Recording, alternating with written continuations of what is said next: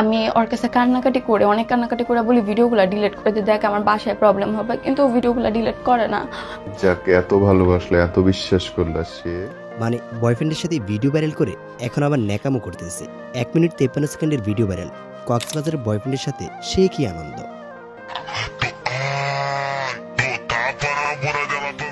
সাম্প্রতিক সামাজিক যোগাযোগ মাধ্যম সোশ্যাল মিডিয়া জুড়ে এই ভিডিওটা বেশ ভালোই ভাইরাল। যে ভিডিওতে দেখা যায় মেয়েটা কারোর সাথে অন্তরঙ্গ রয়েছে এবং কেউ একজন তাদের ভিডিও করতেছে, আর ভিডিও করার সময় মেয়েটার মুখের হাসির কোনো কমতি ছিল না। মেয়েটার মুখের হাসি বলে দেয় মেয়েটা কতটা খুশি। কিন্তু এখন আবার দেখি সোশ্যাল মিডিয়া কান্নাকাটি করতেছে, তাকে নাকি কোন ছেলে ধোকা দিছে। হাই গাইস, আমি আসছি, আমি বয়ফ্রেন্ড খুঁজতেছি, আমার কোনো বয়ফ্রেন্ড নাই। তোমার কোনো বয়ফ্রেন্ড নাই দেখে তো লিঙ্ক ভাইরাল। যদি বয়ফ্রেন্ড থাকতো মনে হয় প্রতিদিন একটা করে ভিডিও পাওয়া যেত। আর কারো বয়ফ্রেন্ডে টানাটানি করবি, আর কারো বয়ফ্রেন্ডে কক্সে যাবি। মূলত এই মেয়ে হচ্ছে সেই ভাইরাল মেয়ে যে কিনা কিছুদিন আগে তার বান্ধবীর কাছ থেকে উত্তম মাধ্যম খেয়েছিল। এই মেয়ে হচ্ছে সেই ভাইরাল মেয়ে যে কিনা কক্সবাজার গিয়ে বান্ধবীর বয়ফ্রেন্ডদের কষ্ট মিটায়। খারাপ একটা ভিডিও ভাইরাল হয়েছে, ভিডিওটা স্ক্রিন রেকর্ডিং করে রাখছে। অন্ধের মতো বিশ্বাস করতাম, মানুষজন বলে। আসলে এদের কোনো লজ্জা শরম নাই, নিজের দেহ বিক্রি করে হলো ভাইরাল হতেই হবে। সমাজের মানুষ এদেরকে নিয়ে কে কি বলে সেদিকে তাদের কোনো মাথা ব্যথাই নেই।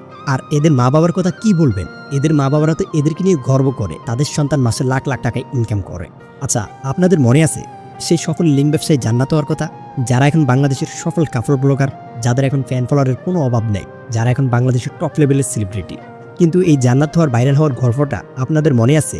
কিভাবে তারা আজকে বাংলাদেশের সফল কাপড় ব্লগার। এই জান্নাত হওয়াকে মানুষ তেমন একটা চিনত না এবং তাদের ভিডিও মানুষ তেমন একটা দেখতেও না। এরপর তারা কি করলো, 3 মিনিট 31 সেকেন্ডের একটা ভিডিও বানাইলো, দেন সেই ভিডিও তারা নিজেরাই ভাইরাল করলো। আর এমন ভিডিও পেয়ে বাংলাদেশের যুব সমাজ তো খুশিতে আত্মহারা। আর অন্যদিকে জান্নাত হওয়া হয়ে যায় রাতারাতি সেলিব্রিটি। এখন এর কাহিনীও সেম।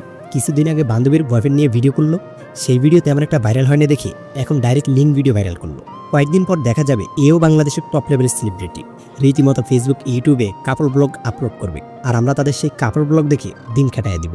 আর অন্যদিকে এরা ফেসবুক ইউটিউব থেকে মাসে লাখ লাখ টাকা ইনকাম করবে, এদের বাড়ি গাড়ি কোনো কিছুর অভাব থাকবে না। আসলে এদের দোষ কি দিব? দোষ তো আমাদের। আমরা কেন এদের ভিডিও দেখি, আমরা কেন এদের লিঙ্ক পাইলে সেই লিঙ্ক ভাইরাল করে দেই। আর আমাদের দেশের প্রশাসনের কথা কি বলবেন, তারা দেখেও দেখে না। আর অন্যদিকে এদের মা বাবারা তো এদেরকে নিয়ে গর্ব করে।